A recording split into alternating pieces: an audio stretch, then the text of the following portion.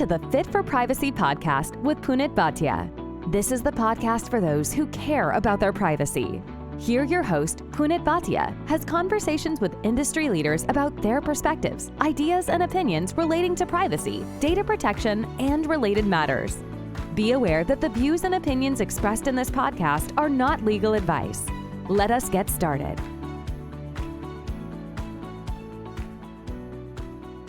We all have concerns with facial recognition, vaccine passports, and even data brokers.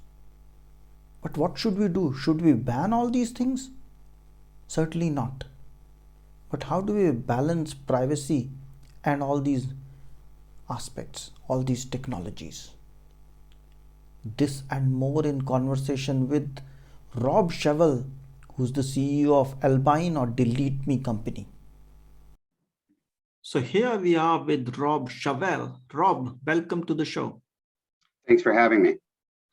So Rob, let's start with a question that is, how did you get into privacy? Because you have an interesting story and you started quite early. So help us understand when you started and how you got into privacy. Yeah, Abine was, I think, one of the very first companies in the technology world dedicated 100% to privacy. That's not really true because back in decades ago in 2000, during the first internet boom, there were a bunch of privacy companies that were trying to do interesting things, and largely those failed. And my background is as an investor and an entrepreneur. And with my investor hat on, the privacy market was both interesting because not a lot of people were doing it, and scary because the entrepreneurs that had tried to do privacy in the past had largely failed and shut down their businesses. And we talked to a lot of them, myself and my co-founders, when we started the company. And our belief was, and we started the company in 2010, so over a decade ago now.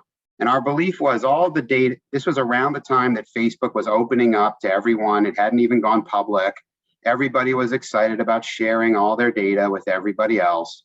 And we thought, sharing has benefits, but all of this data that's being tracked about us and that we're sharing with our consent is going to kind of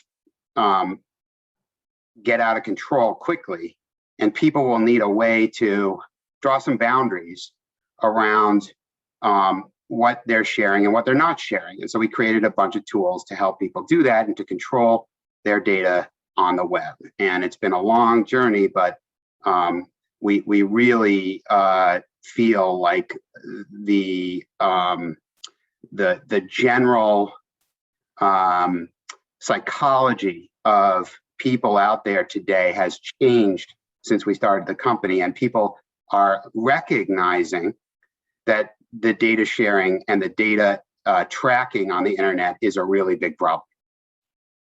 That's interesting. Data tracking is a big problem. We'll come to that, but me ask you a simple question. When you think of GDPR, or for that matter, maybe CCPA, what's the one word that comes to your mind?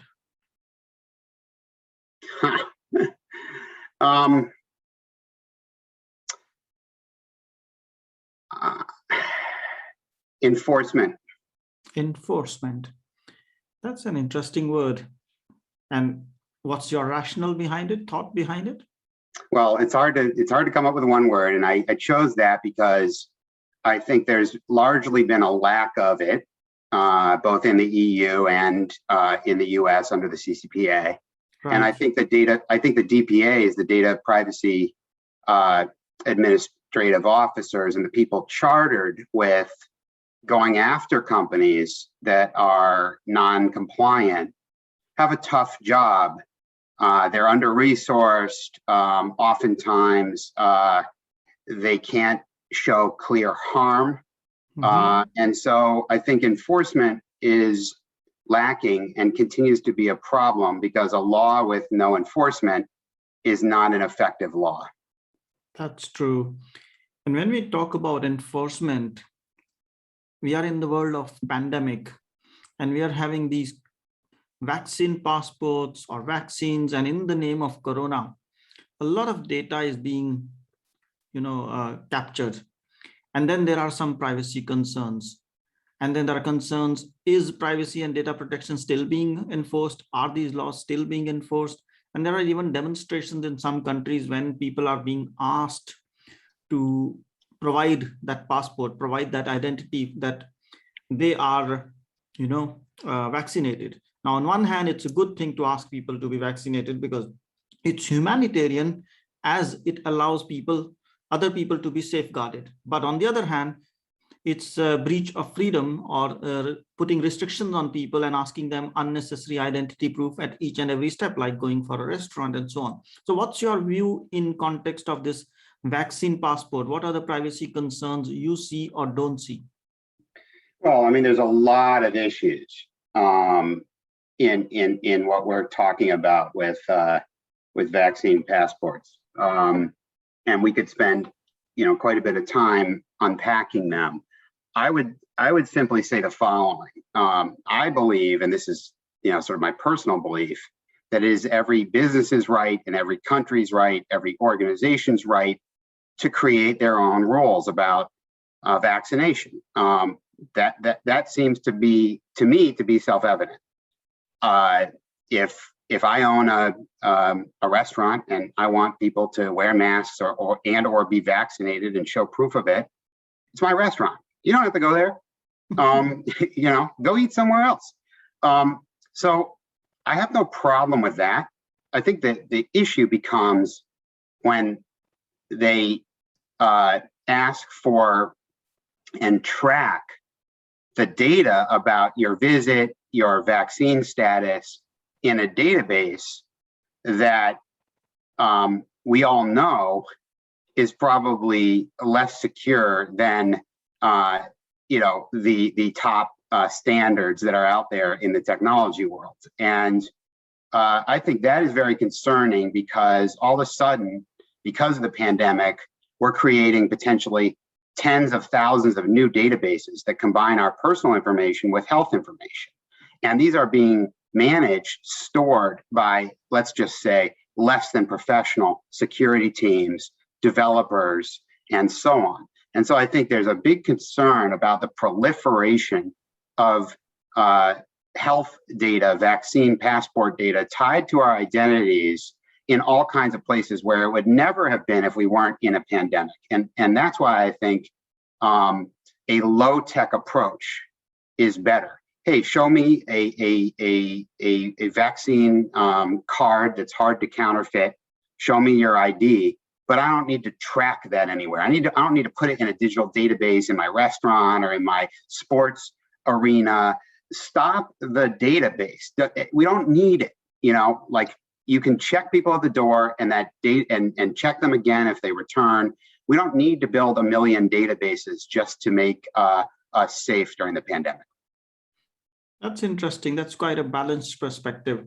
So what you're saying is it's okay to ask people the identity, validate they are safe or COVID passport protected, but do not store that data, do not track their data, just use it for authentication. So that's a very balanced perspective.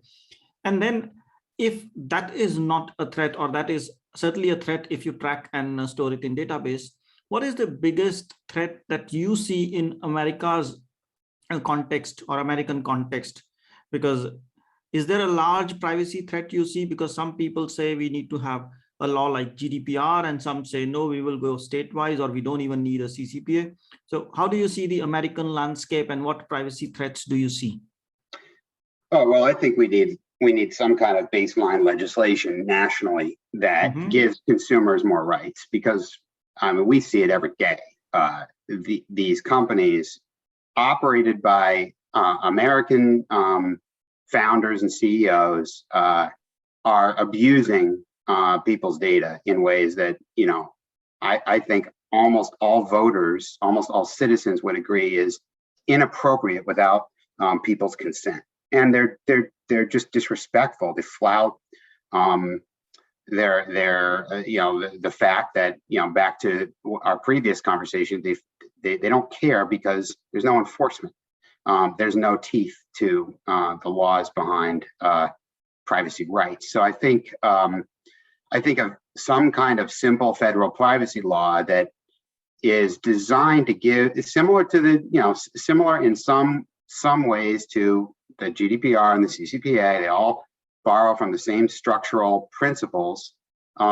It would be good to have in the United States because consumers need more rights over their data. And I think that is becoming evident across the world, not just in the US, because following the GDPR, we've now seen laws passed in Brazil, obviously in California, and even in China, for God's sake, who is a country that doesn't care about personal information and surveillance, has passed a law in the last year about what kind of personal information companies in China can store and track and how it should be secured. Probably more from a national defense perspective than a humanitarian democratic perspective, but nonetheless, there are laws being enacted all over the world that recognize that there's no equilibrium anymore, that the data tracking and storage of people's citizens' information is out of control. Makes sense. So you are advocating a more nationwide approach and a federal approach. So that's understandable. And another thing we hear a lot in the US is when you talk about the use and the abuse of data is around brokers.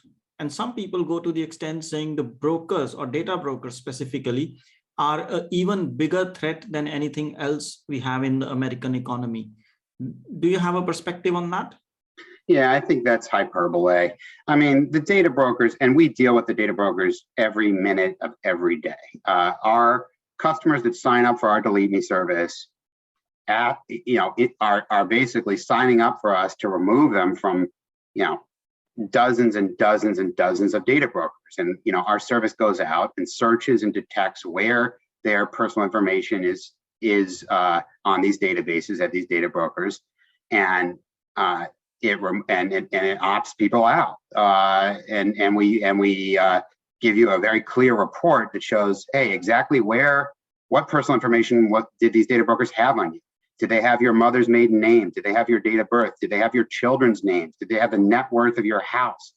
These data brokers have thousands of data points of information on us because there's so much data out there. So I think that is a big problem. We've seen our DeleteMe service, double every year because people are recognizing it's a big problem. Mm-hmm. However, to go and say that the data brokers are the biggest threat, to the American economy, I think is a bridge too far. Makes sense. Makes perfect sense. And another thing, when we talk about trends, is we talk a lot about facial recognition, saying it's going too far, it's being invasive, and it's almost a state surveillance that is happening through facial recognition. How do you see that? Should that technology be banned? Should there be some regulation? Should there be some restrictions? Yeah, well, I'm glad you asked. As you've noted, as an entrepreneur, I try to have a balanced approach to many things. I see multiple sides of a lot of issues. In terms of facial recognition, I kind of come out less balanced. I think it should be banned, and I think that ban should be part of the federal privacy legislation. I don't think all data collection and all tracking or anything like that should be banned, by the way. But I think that facial recognition is a special case where there's just no way once the cat is out of the bag and all these databases are allowed to recognize us wherever we go in whatever context without our consent automatically. And as the algorithms and the AI get better and better, I just think the very notion of privacy basically goes away. So I think it's a non-starter. That's very interesting because you support the trend or that data brokers can have their own business in a legitimate way. You support that for data privacy passports in context of vaccine, that's okay to ask, but you are suggesting that facial recognition as a technology should not be promoted, should not be advocated, and rather be banned. That's interesting to note. And in America, one of the things we hear is, or we know for a fact, is there tend to be a lot of lawsuits. And the number of lawsuits, especially in context of biometric recognitions, is increasing. Is that true? And are there any regulations to protect our privacy in case of biometric situations? I mean, there are a few state laws. I think Illinois was the first one to pass a biometric law. I don't think there's been much progress on the state, on the state level in terms of specific biometric laws. I think at the very local level, when Google was promoting Google Glass, and now Facebook's come out with glasses too, and so on. I think that you've seen, back to the level of vaccine passports. I think you've seen restaurants and cities ban these kind of glasses that can surreptitiously identify you and surveil you and so on out in public.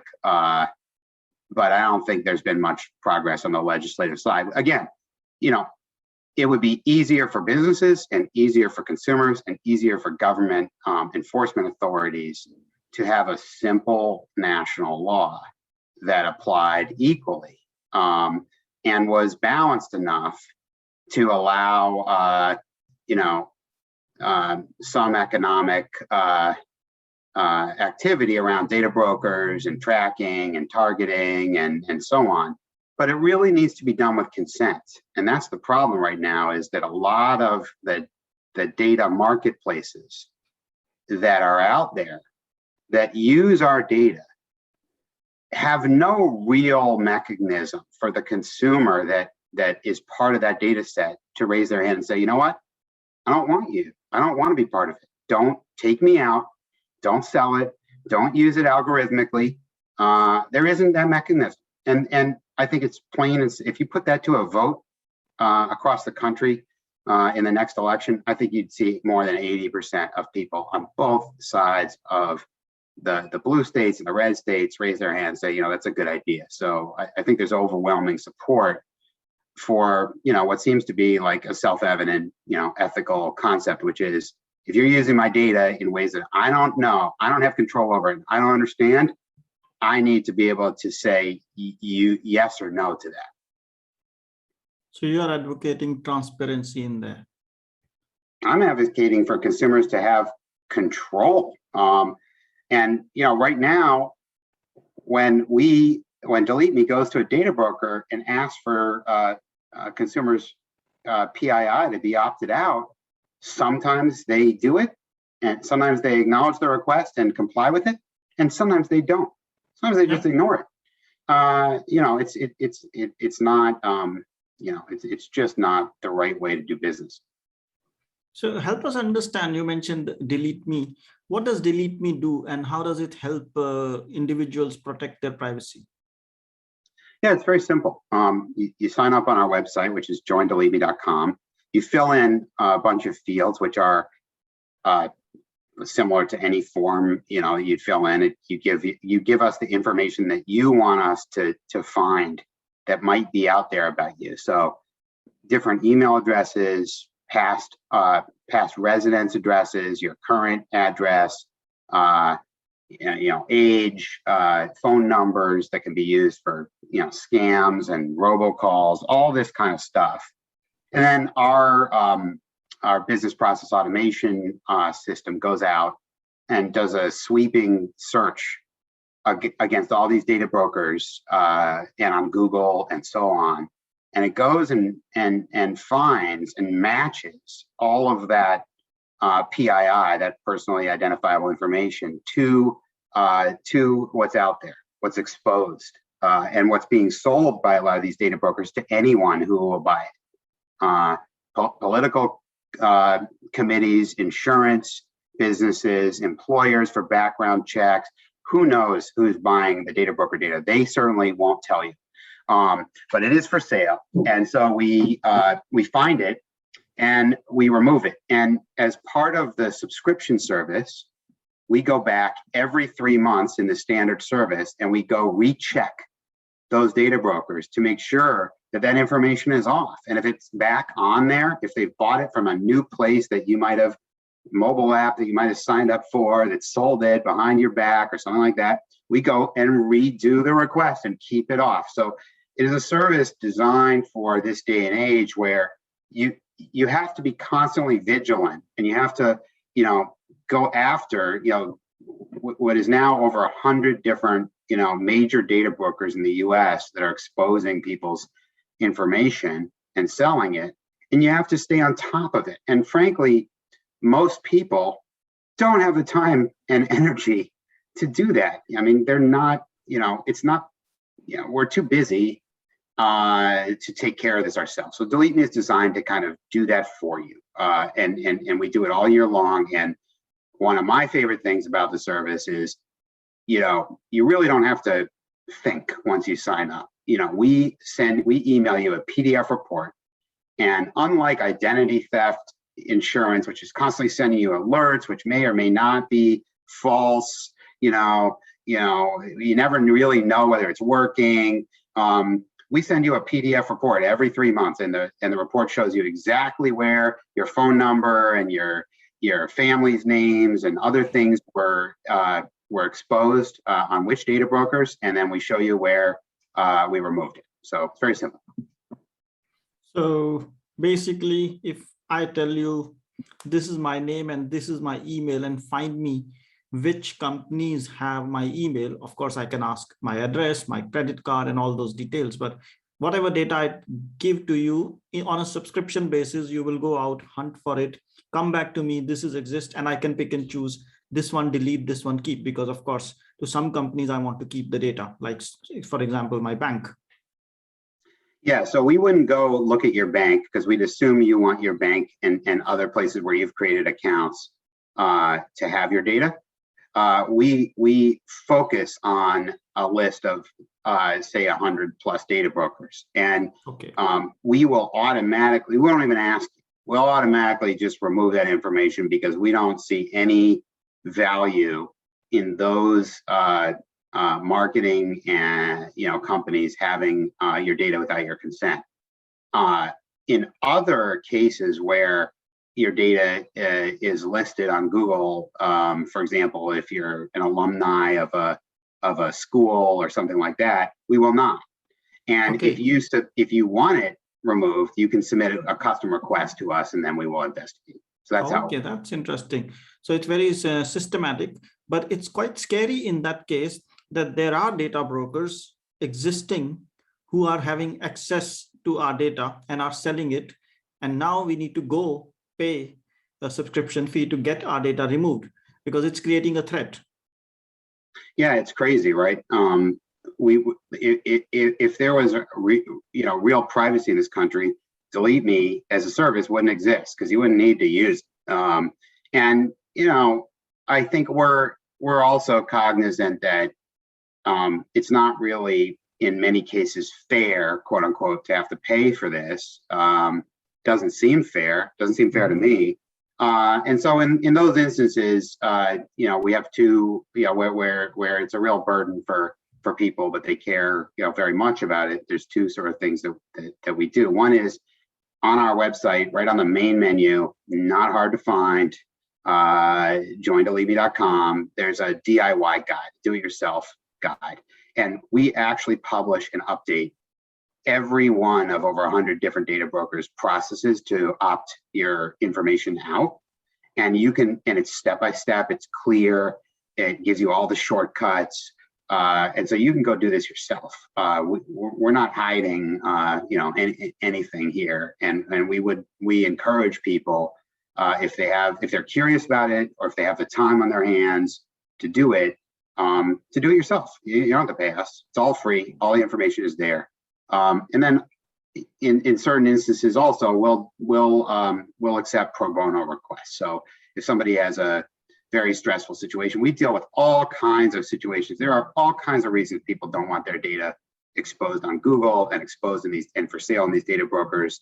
They range from very scary situations, harassment, and so on, to a life change, a divorce, or a child, going to college and wanting to clean up, stuff that came out of social media, and employees at organizations who are in a controversial kind of employment context, or in the public, there was something that came in the other day, airline stewards and stewardesses are sometimes, people find get angry at them because pandemic flying is now a controversial thing, and there's all kinds of issues with people and masks, and people are finding flight attendants, names and info on these data brokers, and then sending them harassing emails and stuff. So there's just a million different situations that we see where people are taking advantage of the fact that your personal information is exposed on Google, easy to find, and you can buy the whole profile for as little as 99 cents. That's interesting. So you can do it yourself, or you can get a subscription to do it for you. That's interesting. And now let's get to a quick segment wherein it's some trick questions. There's no right and wrong answer. Both answers are right, but trying to have some fun. So if you have $5,000 and you are the CEO and you need to invest either in privacy or in security, where would you invest those 5,000? I'd invest it in crypto. Okay, that's interesting. As an investor, and there's actually plenty of interesting security companies in crypto, whose primary goal is either to insure against hackers and loss, or to look at the smart contracts. What they're called smart contracts. This is the code that enforces the blockchain contracts that make sure that everything is fair and equal when there's assets being moved from one place to another on a blockchain. So I think those companies are more new, they're higher risk, but I'm as an investor, I'm an entrepreneur, and I'm a risky investor. So I like things with a lot of upside. That's interesting. I saw a lot of balanced perspective, and now it's a risk-taking appetite as well. So that's an interesting combination for an entrepreneur to have. Now, if you were to choose between time and wisdom, one of the two, what would you choose? And I know that's a little bit away from our standard topic, privacy or security. I mean, aren't they the same? Hopefully they're the same. Not for everybody. I would say I would choose wisdom. I'm always trying to get smarter, and I'm always realizing how much more I have to learn, even as a very, very middle-aged entrepreneur at this point. That's interesting. Yeah, that's, as I said, there's no right or wrong answer. It's just a perspective. So now it was good to have you. And if somebody wants to contact you, somebody says, I want to talk to Rob, what is the best possible way they can reach out to you? Sure. Available by email, rob@abine.com. Happy to take questions. And by the way, our team handles all kinds of privacy questions. We have a great team of privacy advisors and support. And we have over 10 years of experience doing this. So it's unlikely that there's a question that we haven't already answered. So feel free to get in touch with me, with our team. Very, very happy to help out where we can. Sure. So it was a pleasure to have you. Thank you so much, Rob, for your time and your wisdom. Thanks for having me. Thanks, Rob. FIT4PRIVACY helps you to create a culture of privacy and manage risks by creating, defining, and implementing a privacy strategy that includes delivering scenario-based training for your staff. We also help those who are looking to get certified in CIPPE, CIPM, and CIPT through on-demand courses that help you prepare and practice for certification exam. Want to know more? Visit www.fit4privacy.com. That's www.FIT4privacy.com. Thanks for listening. If you liked the show, feel free to share it with a friend and write a review. If you have already done so, thank you so much. And if you did not like the show, don't bother and forget about it. Take care and stay safe. Until next time, goodbye. If you have questions or suggestions, feel free to drop an email at hello@fit4privacy.com. That's hello@FIT4privacy.com.